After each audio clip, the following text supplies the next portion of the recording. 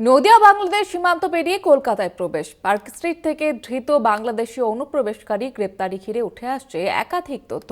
পুলিশের নজরে এবার ধৃত সেলিম মাতবরের মোবাইল ফোন। সেলিমের সূত্র ধরেই মনোজ শর্মা নামে আরও এক ব্যক্তির নাম প্রকাশ্যে। মনোজের খোঁজে তল্লাশি জারি। কি কারণে ভারতে অনুপ্রবেশ তা খতিয়ে দেখছে পুলিশ। কলকাতা থেকে বাংলাদেশি এক যুবককে গ্রেফতারির ঘটনাকে কেন্দ্র করে তীব্র চাঞ্চল্য ছড়িয়েছে। বেআইনি অনুপ্রবেশ এবং জাল নথি তৈরির অভিযোগে তাকে গ্রেফতার করে পুলিশ। ভুয়ো সার্টিফিকেটের সাহায্যে জাল পাসপোর্ট বানিয়ে বাংলায় লুকিয়েছিল এক যুবক। নদিয়া দিল্লি ঘুরে বিগত কয়েক মাস তার ঠাঁই হয়েছিল কলকাতার বুকে। ধৃত যুবকের নাম সেলিম মাতব্বর, বাড়ি বাংলাদেশের মাদারীপুর এলাকায়। শুক্রবার পার্ক স্ট্রিট থানা এলাকার মার্কুই স্ট্রিটের একটি হোটেল থেকে সেলিমকে গ্রেফতার করে পার্ক স্ট্রিট থানার পুলিশ। উদ্ধার জাল পাসপোর্ট সহ অন্যান্য নথি। ভুয়ো পাসপোর্ট অনুযায়ী সেলিমের নাম রবি শর্মা, বাড়ি রাজস্থানে।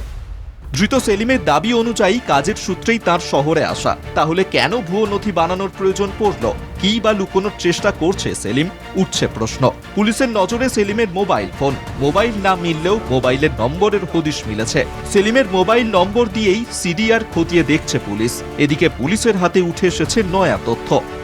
এক দালালের হাত ধরে নদিয়া বাংলাদেশ সীমান্ত পেরিয়ে বাংলায় প্রবেশ সেলিমের। এরপর ভুয়ো জন্ম শংসাপত্র, স্কুল সার্টিফিকেট এবং ভুয়ো পাসপোর্ট বানিয়ে সে দিল্লি চলে যায়। মাস চারেক আগে কলকাতায় আসে সেলিম। 19 নভেম্বর পার্ক স্ট্রিটের একটি হোটেলে কেয়ারটেকারের কাজ নিয়ে সেখানেই থাকতে শুরু করে।